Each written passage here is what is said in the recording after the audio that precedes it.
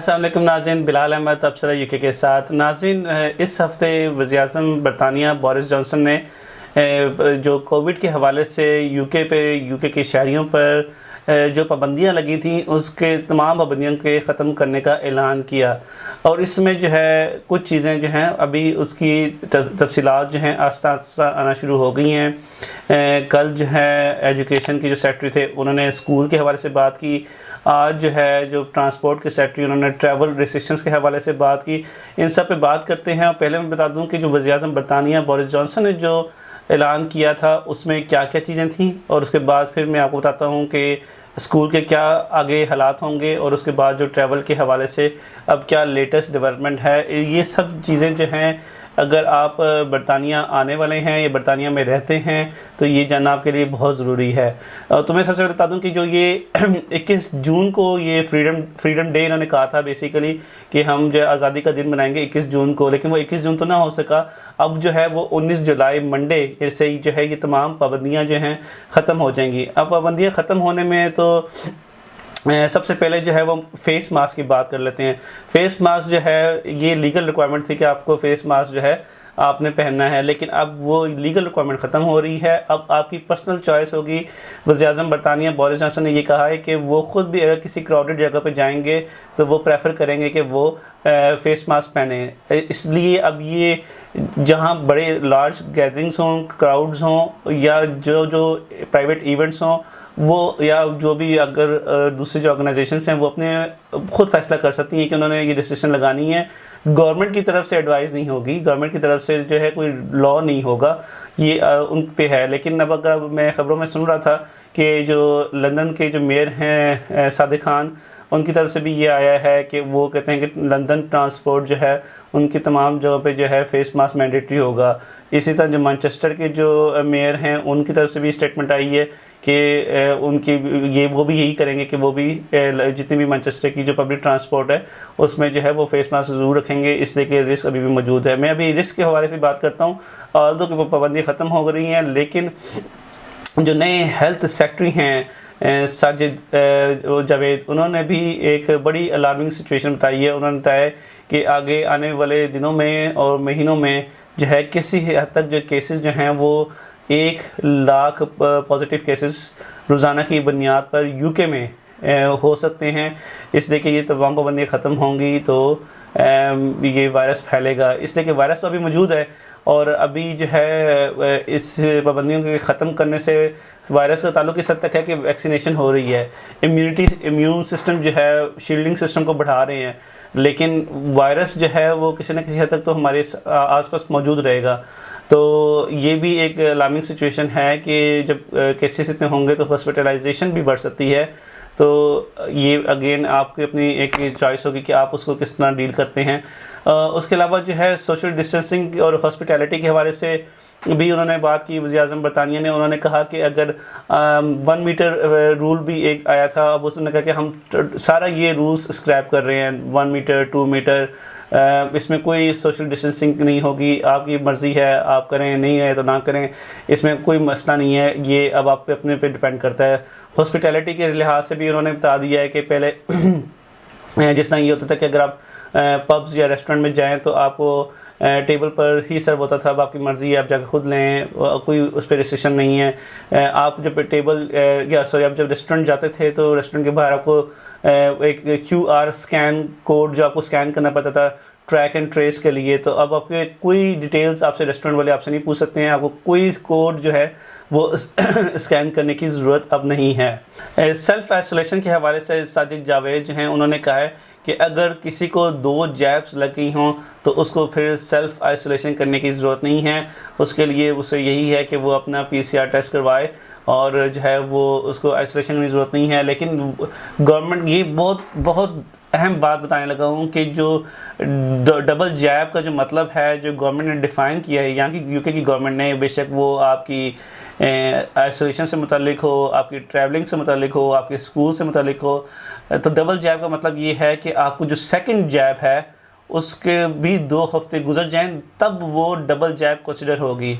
अगर आपने दूसरी जैब लगाई है, डोज लगाई है, और एक हफ्ते बाद जो है अगर आप ट्रैवलिंग या इस तरह की चीज़ें करने लगे हैं तो वो आपकी दूसरी जैब कंसिडर नहीं होगी। इसलिए आपको दूसरी जैब के बाद 2 हफ्ते का वेट करेंगे, तब वो प्रैक्टिकली स्पीकिंग जो है वो आपकी सेकंड जैब कंप्लीट होगी।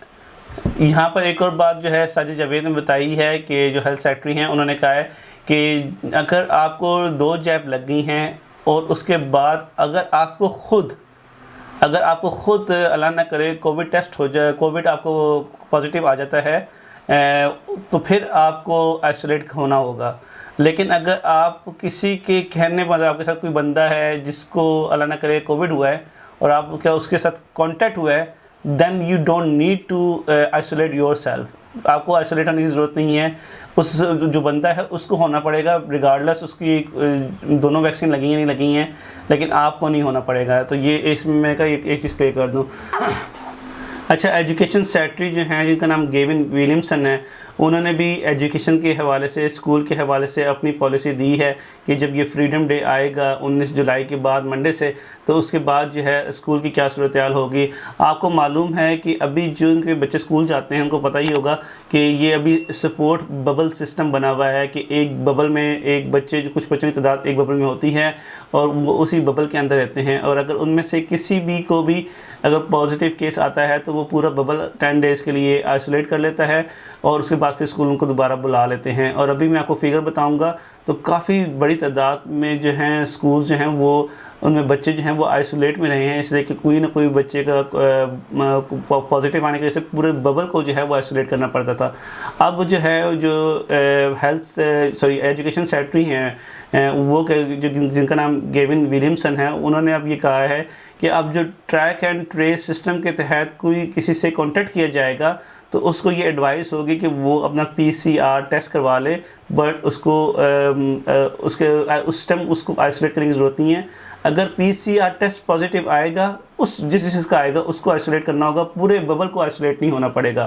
तो ये भी एक बहुत बड़ी एक जो है वो तब्दीली आ रही है स्कूल के हवाले से, और ये भी एक जो चीज़ें नोट करने वाली है। यहाँ पर एक और बात जो है एजुकेशन सेक्रेटरी ने की है कि जो सेकेंडरी और कॉलेज जो क्लासेस की जो स्टूडेंट्स हैं उनको ऑटम में जो है ऑटम टर्म स्टार्ट होने से पहले जो है उनको जो है 2 टेस्ट करने होंगे, और उसके बाद फिर उनको हर हफ्ते 2 टेस्ट करने होंगे घर पे अंटिल एंड ऑफ सितंबर, और उसके बाद जो है ये पॉलिसी दोबारा रिव्यू की जाएगी। और टीचर्स के हवाले से पॉलिसी ये है ऑटम टर्म की शुरू होते हुए कि अगर टीचर्स फुली वैक्सीनेटेड हैं और अगर उनका किसी के साथ इन कॉन्टेक्ट होते हैं जो पॉजिटिव केस के साथ उनका कोई कॉन्टेक्ट होता है, तो वो फिर भी स्कूल आ सकते हैं। They do not need to isolate.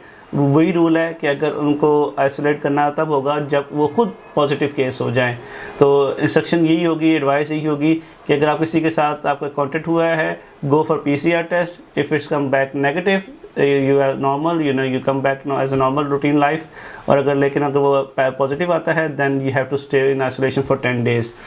और जिस तरह एजुकेशन सेक्रेटरी ने बताया कि जो सपोर्ट बबल है उसकी वजह से पढ़ाई का कितना फ़र्क पड़ा है, तो वो ये कहते हैं कि एन एवरेज जो है जून के महीने में हर 12 स्कूल में से एक स्टेट स्कूल जो है एन एवरेज जो है वो आइसोलेशन में रहा है, और इसी वजह से वो स्पोर्ट बबल जो है पूरा का पूरा आइसोलेशन में गया है। तो ये जो है एक बहुत बड़ी तादाद है कि हर 12 स्कूल में से एक स्कूल जो है वो आइसोलेशन में रहना क्या। तो ये भी एक जो है वो आई है तब्दीली आ रही है 19 जुलाई मंडे से, जिसमें उनको फ्रीडम डे का नाम दिया गया है। अब हम बात करते हैं ट्रैवलिंग के हवाले से। तो ट्रैवलिंग के सेक्रेटरी हैं जिनका नाम ग्रैंड शैप्स है, आज उन्होंने हाउस ऑफ कॉमर्स में अपनी पॉलिसी स्टेटमेंट दी है। 19 जुलाई के बाद से बरतानिया में ट्रैवलिंग के क्या हालात होंगे, क्या पॉलिसी होगी, क्या लीगल रिक्वायरमेंट्स होंगी, इस हवाले से उन्होंने बात की है। उन्होंने बताया ये है कि जो एम्बर लिस्ट कंट्रीज से UK रेजिडेंट वापस जब आएंगे तो उनको वापस आके क्वारंटाइन घर पे जो करते थे वो उनको नहीं करना पड़ेगा, उसको अब ख़त्म कर दिया गया है। तो ये सिर्फ है UK रेजिडेंट के लिए। उनकी जो स्टेटमेंट है वो उन्होंने उनकी वर्डिंग में बताया था। उन्होंने कहा है कि I can confirm today from 19th of July UK residents who are fully vaccinated through the UK vaccine rollout will no longer have to self isolate when they return to England। इसमें एक बहुत जो बारीक से चीज़ note करने वाली ये है कि फुली वैक्सीनेटेड का लफ्ज़ यूज़ किया गया है। तो जो गवर्नमेंट है ना, उसने फुली वैक्सीनेटेड का, जिस तरह मैंने पहले भी जिक्र किया, उन्होंने फुली वैक्सीनेटेड उनको कहा है जिनकी जो दूसरी डोज़ जो है उसको भी 2 हफ्ते हो चुके हों। अगर आपकी दूसरी डोज़ को 2 हफ्ते नहीं हुए तो आप लीगली जो है वो आप फुली वैक्सीनेटेड नहीं हैं। तो ये आपको ज़हन में रखना होगा कि आप पे जो ये एग्जम्पशन है ये तब लागू होती है जब आप जो है वापस आते हुए, अगर आप जो है 2 हफ्ते जो 2 वीक्स हैं उसका जो है आपकी वैक्सीनेशन हो चुकी भी हो। ये वैक्सीनेशन यूके में हुई हो, और ये नहीं कि आपको किसी थर्ड कंट्री से लगी हो तो आप वहाँ से आप प्रूफ कर दें। तो यहीं के लगी भी हो, यूके में लगी हो, और आप वापस आते हुए कर सकते हैं। रेड लिस्ट के हवाले से उन्होंने कहा कि उसमें कोई तब्दीली नहीं आई। रेड लिस्ट कंट्रीज़ के हवाले से कोई तब्दीली नहीं आई है, और रेड लिस्ट कंट्रीज़ रहेंगे। एम्बर लिस्ट कंट्रीज़ में से भी कोई रेड लिस्ट कंट्री में जा सकते हैं, ये किसी भी टाइम पॉसिबल है। तो ये नहीं है कि एम्बर लिस्ट कंट्रीज़ में जो है वो आपको लिए आसानियाँ हो गई हैं। ये भी बात ज़हन में रखने वाली है कि अभी यहाँ पर आपको जो PCR टेस्ट है वो आपको फिर भी डे 2 एंड डे 8 पे करवाना पड़ेगा। और उसमें बच्चों के हवाले से भी उन्होंने बता दिया है कि बच्चे जो हैं उसमें वो एग्जेम्प्ट हैं, यानी कि अगर बच्चे जो हैं वो 4 साल से कम है तो उनको तो अभी भी वैसे भी टेस्ट नहीं करवाना होता था। लेकिन अगर जो बच्चे 5 से 10 साल की उम्र में हैं, अगर वो अपना दूसरा टेस्ट करवा लेते हैं तो उनको जो है वो 8वां टेस्ट करवाने की ज़रूरत नहीं है, आइसोलेशन की भी ज़रूरत नहीं है। तो ये भी बच्चों के हवाले से उन्होंने बता दिया कि ये ज़रा सी रिलैक्सेशन है। और जो अंडर द एज ऑफ 18 हैं, ऑब्वियसली उन बच्चों को भी अब आइसोलेशन की ज़रूरत नहीं होगी, इसलिए कि जब बड़े नहीं आइसोलेट कर रहे। एम्बर लिस्ट कंट्री जो है वो आइसोलेशन ख़त्म हो गई है, लेकिन PCR टेस्ट है। एक मेंबर ऑफ पार्लियामेंट सवाल ये किया था कि PCR टेस्ट इतने महंगे हैं, इसके बारे में भी कुछ करें, तो कहते हैं कि वो साजिद जावेद जो हैं हेल्थ सेक्रेटरी हैं वो इस हवाले से देख रहे हैं। लेकिन कुछ जगहों पे जो है ये टेस्ट जो है प्राइवेटली भी अब एक्सेसिबल में हैं, वहाँ पे ऑन साइट जाके आपको टेस्ट देना पड़ता है, हर जगह अवेलेबल नहीं है। उनकी प्राइस 10 से 20 पाउंड तक की भी है।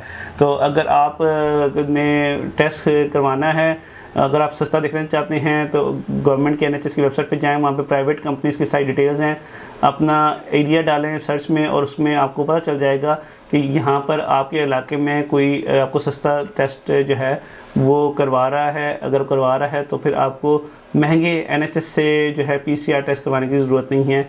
तो ये भी एक चीज़ जो है आप नज़र रख सकते हैं। एक हवाले से बात हुई थी कि पाकिस्तान, इंडिया और बांग्लादेश के हवाले से कि उनको रेड लिस्ट से कब निकाला जाएगा, तो उस पर भी उन्होंने यही कहा कि अभी कोई इसका फ़ैसला नहीं हुआ और हम अभी डाटा को असेस कर रहे हैं। किसी ने सवाल ये किया कि USA और UK के दरमियान जो है बातचीत चल रही थी कि इनको एक ट्रैवल कॉरिडोर बना दें ताकि जो USA के सिटीज़न हैं उनको भी UK आके जो है वो क्वारंटाइन ना करना पड़े। तो उस पर भी कहते हैं कि हमारी USA के साथ 2-3 राउंड्स चले हैं बात के इस हवाले से, लेकिन हमारी उसमें कोई और फर्दर डेवलपमेंट नहीं हो सकी, एग्रीमेंट नहीं हो सका। तो बात अभी अटकी हुई है।